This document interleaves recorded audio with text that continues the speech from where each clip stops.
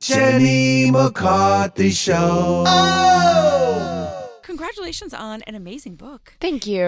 You guys, the book is called Girl Logic, The Genius and the Absurdity. Where'd you go? Why'd you want to do it? I wanted to write this book because I got tired as a woman, as a human, of women being painted with such large brushstrokes. And it's always, women are crazy, right? Oh, girls are so crazy. And women call other women crazy, and men do. And everything that we think is irrational or wrong. And I was like, actually, we have to process so much information because there's so many expectations and we're expected to be so many things to so many people. It sort of seems like we make these irrational decisions, but really we're factoring in so many things for every tiny decision. 100% correct. Thank you. I had Carol Burnett on the show yesterday, and I was asking her about back then versus now, and if, I can only imagine, because sometimes I read here articles from like a Red Book in the 50s, and it says, when your husband comes home from work, make sure you don't load him with your problems. Right. Put a smile on your face. Yeah. And I just go, oh my God. Well, I agree with that.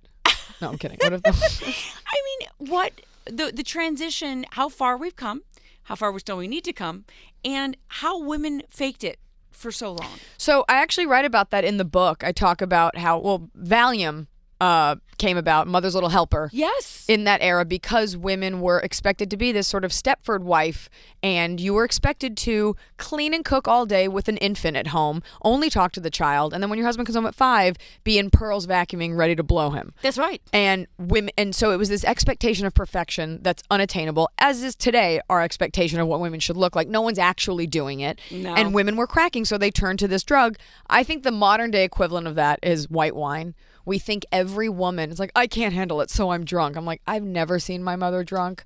I know plenty of mothers who get through the day and it's not funny that they have a substance abuse issue.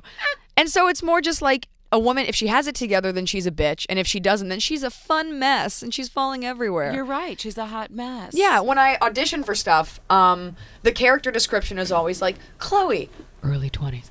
It's always like, Chloe, can she handle looking for love, being a mom, being a doctor, and a superhero, and carry coffee? It's never, meet Todd. He's a dad and a doctor. Can he handle it all? Right. It's always hilarious that women are struggling. I talk about on the show that you don't ask men, how do you balance everything? Ever. And he could be a guy that multitasks a lot, but women are expected to multitask so much. And in that, it's like you're expected to be a good mother, but ever sexy, but also demure, but not too loud, but a go-getter. And it's not so much about what you're expected, but other people's projection of what they want on you. For women can have detrimental effects. She seems slutty. She seemed like she was asking for it. She's not good enough. She's too much of this. And people will treat you accordingly, and you could get killed. Yep, you can get killed. And then you fall in the symptom of believing your perception, which I've seen happen to a lot of celebrities where I go, oh shit, they are caught up in their own perception. They don't even know who they are anymore. I just want to be famous enough that I get caught up. I'm just waiting. But I also think it happens to young girls too. I'm supposed to be, and we all do this. I'm not faulting anyone. I look at girls younger than me as oh my God, I did that. In your 20s, it's like everything is about being horny and sexy. I'm so juicy. Oh my God, I just love fucking. And it's just like, do you? And that's great if you do, but then if you say that, then it's like, oh, what a slut. You have to just always, it took me years to dig deep and be like, what do I actually want? You know what? I don't want to have sex with you. I want to go eat and fall asleep. Right. And maybe get off by myself. Right. Or I would finish that on sex with drugs. You know what I mean? Yeah. It's not just, the 20s are so messed up to begin with. Such a mess. How old are you? I'm 34. You're 34. You do look early 20s. No, I was joking about that. I look like an exhausted 31-year-old at best. I'm so tired. You really don't. I was sitting you. there going, I think she's 22. Well, I don't want to say you need to get your eyes checked, but I don't want to say you're old. No, I'll take it. I am You know old. what? It's radio, so 19. I'm fresh. There. I'm fun. I want to sell some books. Girl Logic, The Genius and the Absurdity. How can Girl Logic make our lives easier?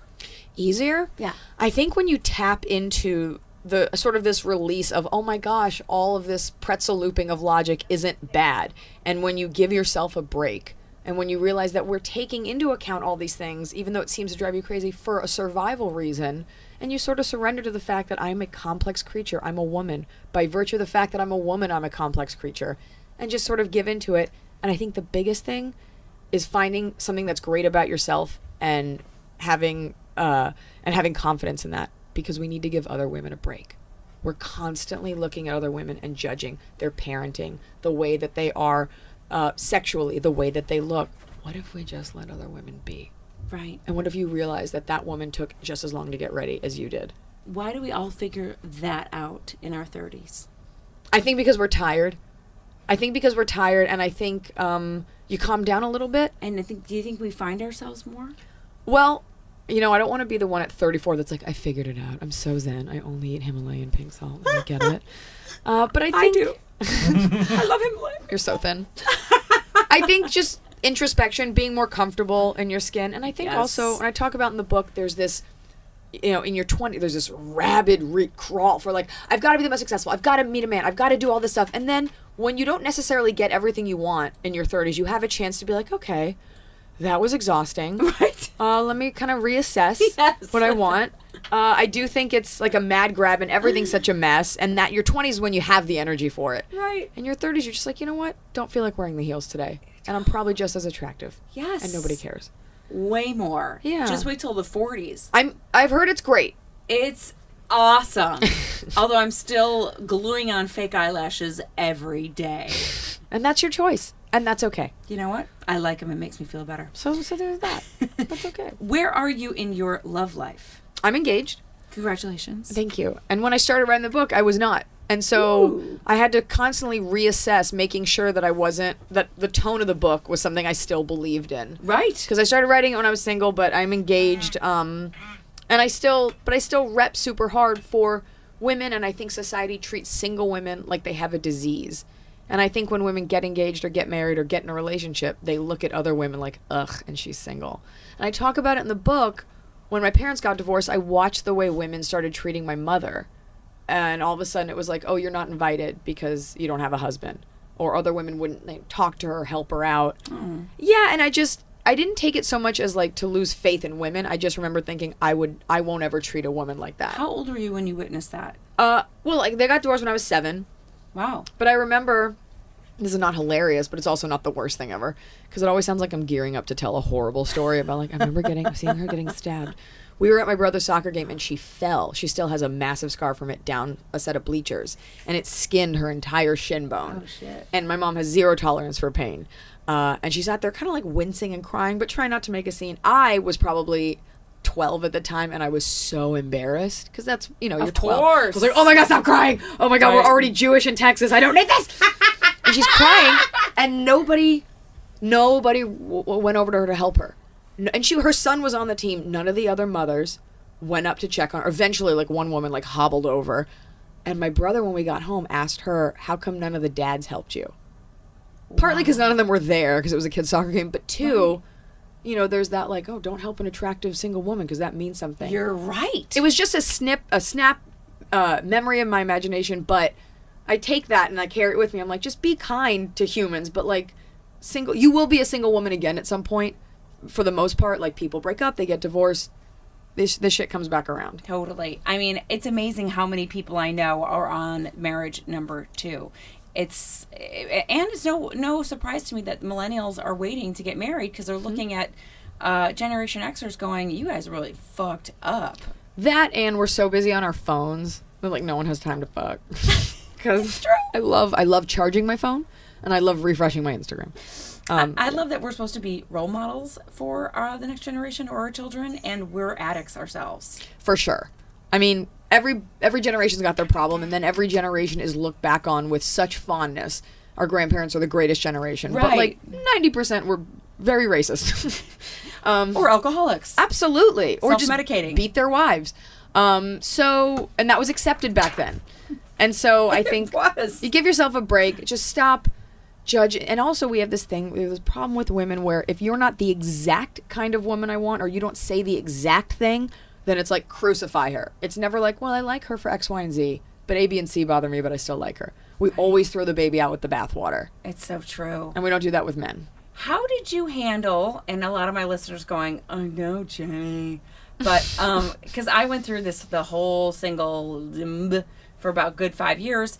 How did you handle noticing red flags? For what? In men, to know that they were bad guys. Oh, I don't know. I'm obnoxiously, acutely aware of myself and other people. So, like, if we go to eat, it's not so much bad guys, but I pick up on small things. I call them social indicators. And if you do that, it's not that you're a bad person. It's just an indicator of what's to come. Like, if you hold your knife and fork wrong, it means you probably aren't the best at a cocktail party. If you say things like, would have ate, I'm like, we're probably not mentally on the same plane. That's what I wanted. There's just things like that. And what were those things for you? Yeah. just for guys in general, I don't know. I remember I went out with this one guy, and I thought he was cool. And we had gone out like several times, and we hadn't slept together because I was moving, and so was he. So there wasn't a place that was like, you know, unless you want to like fuck on a mattress in a basement, which I'm sure he did. And he like one night he pulled over after a date, and he was like, "How come we haven't had sex?" And I honestly think he thought maybe I had like a disease or something, and I was like nervous about it. But I hadn't thought about it. I was like, oh, we just haven't had a chance. And I was like, just so you know, like, if we're sleeping together, I'd like it to just be us sleeping together. That's just kind of how I am. He goes, cool, no, I want to hang out. Just so you know, I'm about to get busy in a couple months. And I was like, and I kept hanging out with him because I was like, you know what, I'm going to show him. Of course. I'm amazing. Of course we do that. And a couple months later, he did enough things to piss me off that I just broke up with him over. We had sex, and I got in the car, and 20 minutes later, I texted him. I was like, I'm just not feeling this. Plus, I'm about to be really busy, too. It was the idea that he gave himself an exit plan before he even knew if he liked me. Wow. I was like, who the fuck do you think you are? Wow. I've definitely had more good guys than bad, and none of them are, like, huge assholes. I don't have that in my life, but... Have you gone into deeper the psychological issues that women have of wanting to prove to guys that our love will change you? Our love is so good that you will not be busy? I've never, I mean, I'm sure we could write a whole essay on that. But I think it comes down to, it's more of a realization, like, girls, like, you are the one that should be chased. You already did so much just to show up to that date. By the way, you might suck. Like, you might just be offering a pretty face, but you still brought X, Y, and Z to the table. Now it's his turn, and then it's a partnership. But the idea that you should be proving it just biologically, that doesn't work. You're right. And it's desperate, and men don't like desperation. It doesn't work. You've never been like, if I can just prove my love. Like, we don't live in a rap song. No. Like, it's not happening. No, we don't. Prove it to you. What about chivalry? Are you okay with the men still paying for dinner? 100%. Because again, and by the way, I pay all the time with my fiance. I don't expect that. Again, we did so much. Like, the makeup, the eyelashes you're wearing are probably made of mink angel wings. We do so much to show up. That's going to the gym, getting our hair colored consistently. We did so much just to get you to think we were attractive enough. Right. We sent out our representative who worked hard. We did, our PR rep. I also don't believe that it doesn't make you a good feminist to deny a man the chance to do something kind.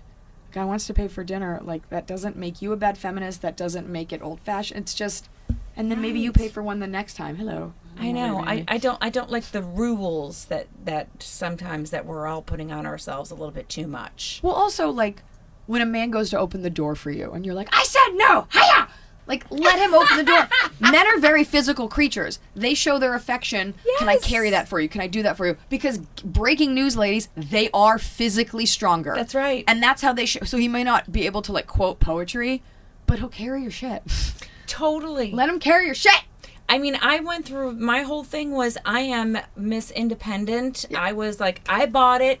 I'm a single mom. I fucking figured it out. I don't had any child support. I just did it. And then I got to the point where I was like, oh, I want to lean on someone. Yeah. And it was such a crazy, that was my big transformation in my 40s. Of like, oh, leaning on someone is okay. Yeah. And I think that that's what you're kind of talking about, which is don't be so one-sided. It's the vulnerability. Yep. And men find vulnerability attractive, but moreover, there is this urge in our society. Men always want, like, come on, open up. They want to get that softer side, and then they decide, maybe I like this, maybe I don't. And so I don't think it's necessarily, I'm a very open person, but for the women out there who are kind of closed off, but know that they have, like, a good heart, not everybody deserves to be let in. When a guy's like, smile, I'm like, why do you deserve a smile? It causes wrinkles, by the way. And then you're fucked because you got wrinkles and no one's going to like you. But not everybody, guys, like, I'm trying to figure out, you're being so tough. It's like, dude, I don't know you or your intentions. Earn my trust, like a dog. And then you can get the best part of me, but I'm not going to walk around like this open wound bleeding all over everyone. Right. And you're right. The guys, when I've noticed throughout my dating experience, they do want that vulnerability. They want to see it, but it also backfires because there you go and you bleed and then they use it against you. Like, and that can happen, and that's a horrible thing to feel because then you feel like you let someone in and they trashed your emotional living room. Right. I'm not going to coin that phrase at all. That's horrible. They trash your emotional furniture. All I know is you've got a few great one-liner tweets that I've already want to make t-shirts out of. Oh my God. That are so good. Love it. I can't wait to finish the book, Girl Logic, The Genius and the Absurdity. Thank you so much. It was so much fun talking to you. Jenny, I'm going to squeeze your dog. Please do. Thank you. Let's take a picture. Come back anytime. Thank you. Jenny McCarthy Show. Oh!